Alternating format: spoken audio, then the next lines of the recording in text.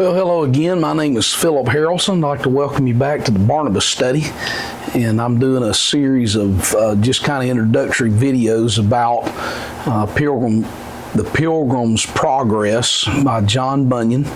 And I'm doing some of this for our local church. I'm really encouraging reading this summer for our students. I have recommended a few books to them besides Pilgrim's Progress. I've also recommended to them a book by Marcus Zuzak, and that book is called The Book Thief. It's kind of a story surrounding the Holocaust. Just a very good, thought-provoking book for middle schoolers. In fact, one of the teachers that's associated with our church recommended that book to me several years ago now, and I've read it a couple of times. Very remarkable book.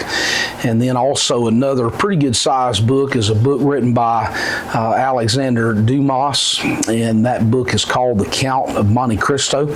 And so that is quite a challenge. In fact, I told our students that if any of them were to read that before the summer is up and school starts back, I will give them $100 if they read that book. So maybe trying to motivate some reading this summer. And so now the same thing, similar with this book, The Pilgrim's Progress. We come to a spot now where it's called the Slough of Despond. And I am using this, the copy that I'm using is The Pilgrim's Progress, tongue twister, by John Bunyan. I'm using the Barnes & Noble Classics edition, introduction and notes by David Hawkes. And so we come to a spot where that now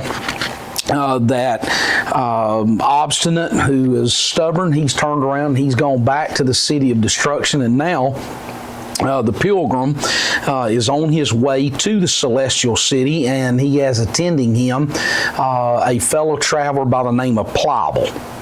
And the story goes on. Bunyan writes it like this. He says, "Now I saw in my dream that just as they had ended this talk, they drew nigh to a very miry slough that was in the midst of the plain, and they being heedless did both fall suddenly into the bog. The name of the slough was Despond, and here therefore they wallowed for a time, being grievously bedaubed with the dirt, and Christian, because of the burden that was on his back, began to sink into the mire." Now I will point out, Pliable does not have a burden on his back, and that has to do with some of the attitude and mindset that Pliable has. He is not consciously aware of the sin that he is dealing with there in his I guess you'd say, system. And so there is that notable difference that you find between Pliable and Christian, as he is known now in this. So let's talk about this matter about the Slough of Despond. Now he has run into Evangelist. Evangelist has told him, after he started out of the city of destruction, has given him some directions to move him toward what's referred to as the wicket gate, and then beyond that is the shining of the celestial city. And so the Slough of Despond is a place where that he runs to where there is a consciousness of sin, and I'm trying to again keep these videos to kind of a minimum 12-15 minutes max, and so I will get to some of the more of the details of the Slough of Despond perhaps in the next couple of videos that we have here. But the Slough of Despond again represents the matter of where that this man realizes the awareness of the sin that's going on in his life. Now there's a couple of errors that we can point out usually early in this book where that they're on their journey. Number one is certainly the obstacle of the Slough of Despond, and that can be a fatal error.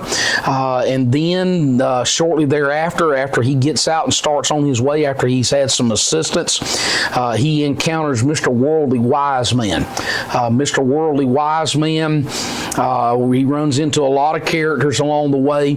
Mr. Worldly Wiseman is a local pastor. He represents a liberal minister whose theology is very shallow. He is in a nearby city city of destruction, and the name of that city is called the Town of Carnal Policy, and we'll get to some of that a little bit later on. But Bunyan, whenever he was growing up as a young man, out behind his home, there was a swamp area, and so he had probably, as a kid, gotten bogged down out there in that slough, and so that is what his mindset is as he's starting to write and to tell this particular story. It's the trap of falling into a place where the fear of the forgiveness of sin, that it can never take place. You come to that spot and you think, oh, my life is so dark, my sins are so bad that they cannot be forgiven me. That's what the Slough of Despond is. And so he comes to that place, and then help pulls him out, and that is the portrayal. A couple of different thoughts you can look at help. One of those is there are some that feel like that help, again, is just maybe an alternative picture of evangelist, and that he is a picture of John Gifford, who was John Bunyan's pastor during those times. There are others who look at help and they say that help is a man who sort of is coming along and he's helping him to get out, and he's a picture of I guess you would say, just a good saint or a layman who has the ability to be involved in discipleship. But before we get to that, I want to maybe read a little more. Here's what Pliable has to say after they fall into that pit. At that, Pliable began to be offended and angrily said to his fellow, "Is this the happiness you have told me all this while of? If we have such ill speed at our first setting out, what may we expect between this and our journey's end? May I get out again with my life? You shall possess the brave country alone for me." And with that, he gave a desperate struggle or two and got out of the mire on the side of the slough, which was next to his own house. And so he went away, and Christian saw him no more. So he never sees Pliable again. And what Pliable does is Pliable gets out on the side of the city of destruction. Now there's a phrase that is sort of pointed out there, and he says that at that Pliable began to be offended. Now, I want to go to one of the kingdom parables in Matthew chapter 13, and the Lord is again expressing what the kingdom of heaven looks like, and so he gets down to verse 18. "Hear ye therefore the parable of the sower. When anyone heareth the word of the kingdom, and understandeth it not, then cometh the wicked one, and catcheth away that which was sown in his heart. This is he which receives seed by the wayside." But look, pay attention to verse 20. "But he that received the seed into stony places, the same is he that heareth the word, and anon with joy he receiveth it." Verse 21, "Yet he hath not root in himself. He goes along for a while. When tribulation or persecution ariseth because of the word, by and by he is offended." That's what happened to Pliable. Pliable comes along, he's easily influenced. Hey, let's go to heaven. Hey, what do we have to do? Well, just follow this guy, just go along with Pilgrim, and we're going to go to the celestial city.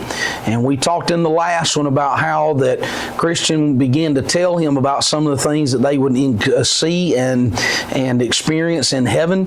And boy, Pliable was all for that. And so he goes along, but whenever he falls into the Slough of Despond, it's Bunyan writes in about how that he is offended because of the word. So they come in, I guess you would say, maybe even a new convert comes in, and boy, they're just wide open and excited, and oh yeah, we're going to go to heaven. Let's really do this thing we call church.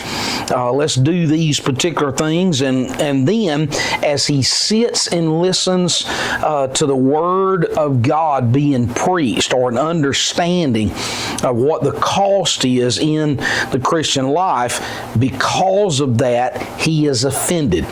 So now let's think about this. This is the second traveler that is now fallen off. First of all, obstinate, very stubborn, very, very resistant to the instructions, and so he doesn't even hardly get out of the city before he turns around and goes back in the opposite direction. But now Pliable is the second one. Boy, he's really amped up, motivated, but when he experiences the difficulties, he turns around and he goes back. So we met Evangelist, which was a positive character, obstinate, Pliable, both, I guess you would say, negative characters, and then Help. We hadn't quite got to him yet, but we'll get to him here in the next couple of lectures or so. And so again, you look and you see where that Pliable leaves Christian. I want to leave you with this. He said, wherefore Christian was left to tumble in the Slough of Despond alone, but still he endeavored to struggle to that side of the slough that was still further from his own house and next to the wicket gate, the which he did, but could not get out because of the burden that was upon his back. But I beheld in my dream that a man came to him whose name was Help, and asked him what he did there. So we'll pick back up in the next one, and we'll talk to you about this character named Help. So again, once again, thanks for stopping in, and we'll see you on the next video.